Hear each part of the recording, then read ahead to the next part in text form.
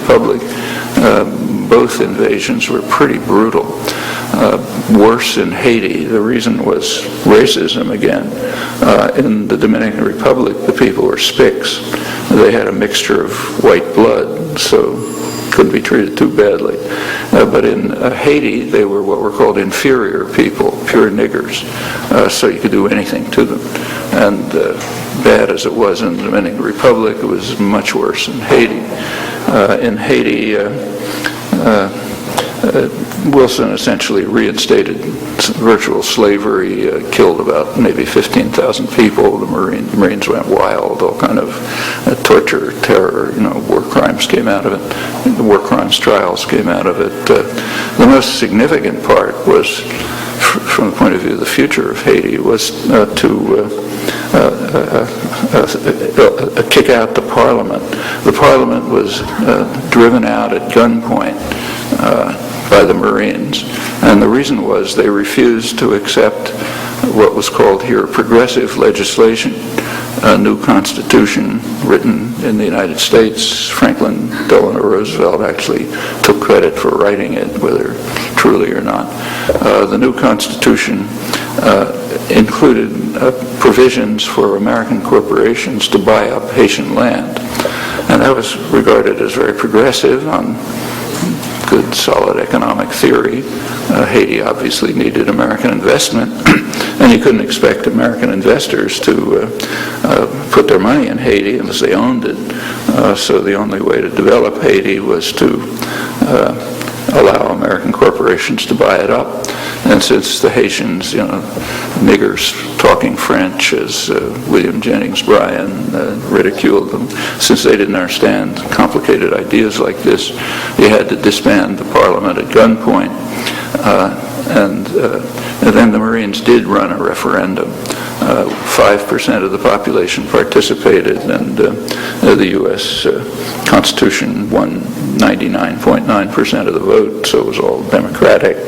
Recall, Wilson's the great exponent of democracy and freedom. The 5% who voted are the wealthy elite. There is a mulatto white elite which has devastated Haiti. It's it's all over Latin America. You have the same plague.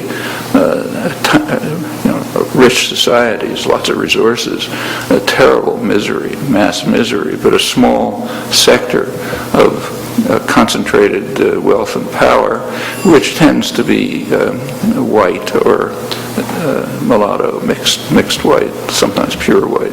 That's all over the hemisphere. Haiti was maybe worse than anywhere. So they voted in the Constitution. They made out fine, as they usually do. This allowed the opportunity for U.S. corporations to essentially restore something like a plantation society. The effects were, as before, to drive lots of the population off the land. The U.S. left both countries, Haiti and the Dominican Republic, in the hands of brutal, vicious National Guards trained by the Marines. The benefactor of the country in the Dominican Republic was Trujillo, a great friend of Franklin Delano Roosevelt, among others, a murderous killer. But Haiti was much worse. It goes on to the Duvalier dictatorships. Finally, we get to the 1980s. Meanwhile, the same policies are being continued. In the 1980s, it got much worse again. More progressive economic theory was introduced. The World Bank and the U.S. aid devised a program to turn Haiti into what they called the Taiwan of the Caribbean, a flourishing, developed society. And the way they were going to do it was by following policies which happened to be the exact opposite of what Taiwan did. Taiwan became Taiwan because they disregarded the advice from the World Bank and the Western economists and so on, just as every developed society has done without exception, including the United States. So they disregarded it. Taiwan developed a distributed light industry throughout the country, which led to centers of economic development, which then grew and finally developed into a very advanced industrial society. In fact, most of the high technology in China comes from Taiwan and also Japan and South Korea, but primarily Taiwan. Meanwhile, Haiti stayed Haiti because they followed the advice. They had to. It was at gunpoint. So they followed the World Bank, U.S. Treasury, U.S. aid advice, which was to drive the population from the countryside even more so than before into the cities, where they could pursue their comparative advantage, which was working in assembly plants, U.S.-owned assembly plants, stitching baseballs, making textiles, horrifying conditions, mostly women. The countryside was again largely emptied. The provisions required that Haiti cut back its expenditures for education and for social services and for public infrastructure, because economic theory explains that that's a waste. You have to devote resources to export-oriented production. They can't produce their own rice because U.S. subsidized rice is much better. The Haitian rural economy is largely based on pigs, but USA decided that their pigs were no good. They had to kill off all the pigs, 100% of them. That's a substantial basis for the peasant society, even culturally. They were a means of exchange and so on. And they introduced Iowa pigs, sophisticated pigs. To take care of an Iowa pig requires more money than a Haitian peasant can make in 10 years. So the Iowa pigs died off and the Haitian pigs were gone.